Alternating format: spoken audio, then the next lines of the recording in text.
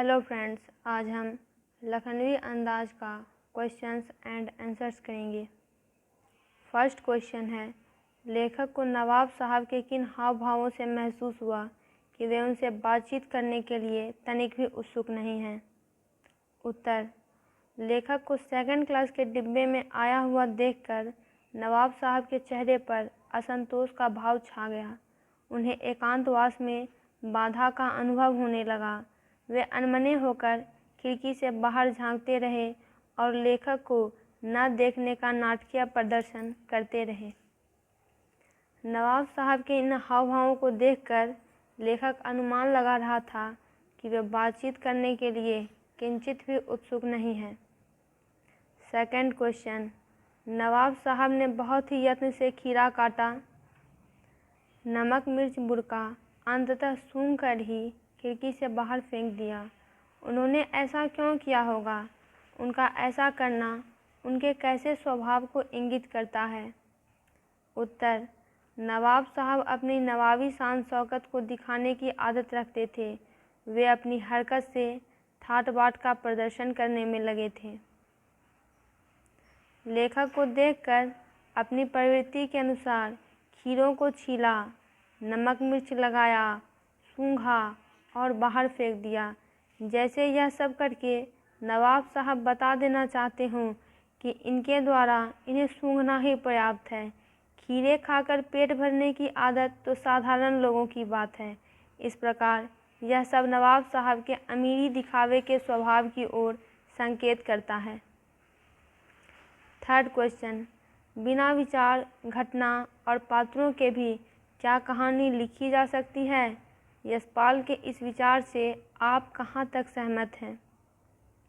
उत्तर, कहानी किसी घटना का ऐसा वर्णन है जो किसी विशेष कारण की ओर संकेत करती है। घटना कैसे घटी, उसके क्या कारण थे, उसका क्या परिणाम हुआ, यह सब जानने की जिज्ञासा मन में बनी रहती है और घटना बिना कारण के नहीं होती है। अतः बिना पात्र के कहानी तथा बिना कारण के घटना कैसे संभव है? घटना के बिना विचार कैसे? अतः लेखक का मानना है कि बिना विचार, घटना और पात्रों के कहानी नहीं लिखी जा सकती है। यह पूर्णतः सत्य है। उनका विचार हमारे विचारों के अनुकूल है। फोर्थ क्वेश्चन, आप इस निबंध को और क्या नाम देना चाहेंगे? उत्तर, नवाबी दिखावा या नवाबी ठाट, थोथा चना, असार्थक प्रदर्शन आदि शीर्षक हो सकते हैं जो पाठ के निहित अर्थ को समेटे हुए हैं। नवाब साहब द्वारा खीरा खाने की तैयारी करने का एक चित्र प्रस्तुत किया गया है। इस पूरी प्रक्रिया को अपने शब्दों में व्यक्त कीजिए। उत्तर, नवाब साहब सामने बैठे लेखक को देख अपने संकोच को दूर करते हुए कुछ नए अंदाज में खीरा काटने की प्रक्रिया अपनाते हैं। बर्थ के नीचे रखे पानी से भरे लोटे को लेकर खिड़की से बाहर खीरे को अच्छी तरह धोते हैं और तौलिए से पोंछते हैं। जेब से चाकू निकालकर खीरे के सिर को काटकर और गोदकर झाग निकालते हैं। खीरों को सावधानी से छीलते हैं, फांके बनाते हैं और बिछे तौलिए पर करीने से सजाकर देखते रहते हैं। कटे हुए फांकों पर जीरा मिले नमक और काली मिर्च को बुरकते हैं। खीरा सामने देखकर खीरे का रसास्वादन मन ही मन करने लगते हैं और मुंह में पानी भर आता है। किन किन चीज़ों का रसास्वादन करने के लिए आप किस प्रकार की तैयारी करते हैं? उत्तर, भोजन करने के लिए यथासंभव नींबू, विविध फलों, सब्जियों का सलाद, उस पर नींबू को निचोड़ रस डालकर काला नमक आदि डालते हैं।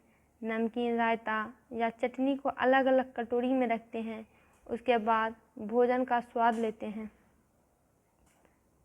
खीरे के संबंध में नवाब साहब के व्यवहार को उनकी सनक कहा जा सकता है। आपने नवाबों की और भी सनक और शौक के बारे में पढ़ा सुना होगा। किसी एक के बारे में लिखिए। उत्तर, नवाब साहब बड़े सनकी होते हैं। उनको जिसका जो शौक पड़ जाता है वे उसे सनक की हद तक ले जाते हैं, चाहे वह तीतर बटेर लड़ाने का शौक़ हो या पतंगबाजी का शौक़ हो, वे अपनी सनक में सब कुछ भूल जाते हैं। जब ये पतंग उड़ाते हैं तो खाना पीना तक भूल जाते हैं। ये शतरंज खेलने के लिए बैठ जाएं तो इनको उठाना किसी के बस की बात नहीं। ये सुबह से शाम तक बैठे रहें, अंधेरा होने पर ये दिए की रोशनी में ही खेलते रहें। इनके सभी शौक़ सनक की हद पार कर जाते हैं। क्या सनक का कोई सकारात्मक रूप हो सकता है? यदि हाँ, तो ऐसी सनकों का उल्लेख करें। उत्तर: सनक के सकारात्मक रूप भी होते हैं। यदि कहा जाए कि बड़े बड़े कार्य सनकी लोगों ने ही किए हैं तो कोई अतिशयोक्ति नहीं होगी। कुछ वैज्ञानिक अपनी खोजों में सनक की हद को भी पार कर जाते हैं। अंत में उनका सुखद परिणाम ही निकलता है।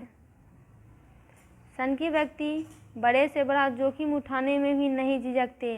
विश्व में जितनी भी बड़ी बड़ी खोजें हुई हैं, वे उनकी सनक का ही परिणाम था। दोस्तों, इससे रिलेटेड वीडियोस के लिए चैनल को सब्सक्राइब करें। वीडियो कैसी लगी कमेंट बॉक्स में ज़रूर लिखें।